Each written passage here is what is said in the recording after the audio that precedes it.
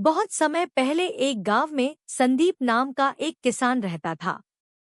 संदीप के पास खेती के लिए अच्छी जमीन, पशुधन और एक बड़ा घर था। लेकिन वह स्वभाव से ईर्ष्यालु और स्वार्थी था। गांव के अन्य किसानों की तरक्की देखकर संदीप परेशान हो जाता। वह हर समय यही सोचता रहता कि किस तरह दूसरों को पीछे छोड़ा जाए और वह सबसे आगे निकले। संदीप का पड़ोसी सुरेश भी किसान था। सुरेश मेहनती और ईमानदार व्यक्ति था। उसने अपने खेतों में नई तकनीकें अपनाई थी, जिससे उसकी फसलें बहुत अच्छी हो रही थी। सुरेश का नाम पूरे गांव में लिया जाने लगा और लोग उसकी सराहना करने लगे। यह देखकर संदीप को जलन होने लगी। उसने सोचा, अगर सुरेश इसी तरह तरक्की करता रहा तो लोग मुझे भूल जाएंगे। मुझे कुछ करना होगा ताकि उसकी फसलें खराब हो जाएं और वह मुझसे पीछे रह जाए। संदीप ने एक खतरनाक योजना बनाई। उसने रात के समय सुरेश के खेत में जाकर फसल में जहर मिला दिया। उसने सोचा कि जब सुरेश की फसलें खराब होंगी तो लोग उसकी प्रशंसा करना बंद कर देंगे। संदीप को लगा कि उसने बहुत चालाकी से काम किया है और कोई उसे पकड़ नहीं पाएगा। कुछ दिनों बाद सुरेश की फसलें खराब होने लगी। गांव में हंगामा मच गया। सुरेश को समझ नहीं आया कि उसकी मेहनत के बावजूद ऐसा क्यों हो रहा है। वह बेहद दुखी हुआ। लेकिन सुरेश ने हिम्मत नहीं हारी। उसने अपनी बची-खुची फसल बेचकर नुकसान की भरपाई की कोशिश की। उधर संदीप को इस बात की खुशी थी कि उसकी योजना सफल हो गई। लेकिन उसकी यह खुशी ज्यादा समय तक नहीं टिक सकी।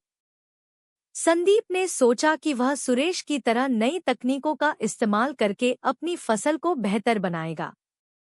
लेकिन कुछ ही दिनों में उसकी फसल में भी बीमारी फैलने लगी। संदीप को समझ नहीं आया कि यह कैसे हुआ।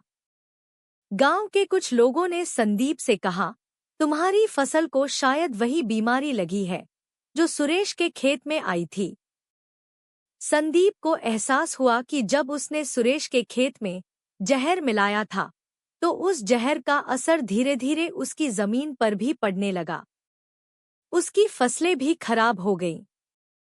गांव वालों ने संदीप के खेत की हालत देखी और उस पर शक करना शुरू किया। एक दिन सुरेश ने संदीप से पूछा, क्या तुम जानते हो कि मेरी फसलें क्यों खराब हुईं? संदीप शर्मिंदा हो गया और उसने अपना अपराध स्वीकार कर लिया। उसने सुरेश से माफी मांगी। सुरेश ने कहा, तुमने मेरे साथ जो किया वह गलत था, लेकिन अब तुम्हें अपनी गलती से सीखना होगा। संदीप ने अपनी गलती सुधारने का निश्चय किया। उसने सुरेश से मदद मांगी और सुरेश ने अपनी उदारता दिखाते हुए उसकी मदद की। दोनों ने मिलकर नई फसल उगाने की योजना बनाई। संदीप ने ईर्ष्या छोड़कर मेहनत और ईमानदारी से काम करना शुरू किया। धीरे धीरे संदीप और सुरेश दोनों की फसलें बेहतर होने लगी। गांव वाले भी संदीप को फिर से सम्मान देने लगे। दोस्तों, हमें इस कहानी से सीख ये मिला कि यह कहानी हमें सिखाती है कि बुरी सोच और गलत काम का परिणाम हमेशा बुरा होता है। दूसरों को गिराने की कोशिश करने से हमारा ही नुकसान होता है। हमें ईर्ष्या और जलन से बचकर ईमानदारी और मेहनत के रास्ते पर चलना चाहिए। सही सोच और अच्छे कर्म न केवल हमें बल्कि पूरे समाज को सुखी और समृद्ध बनाते हैं।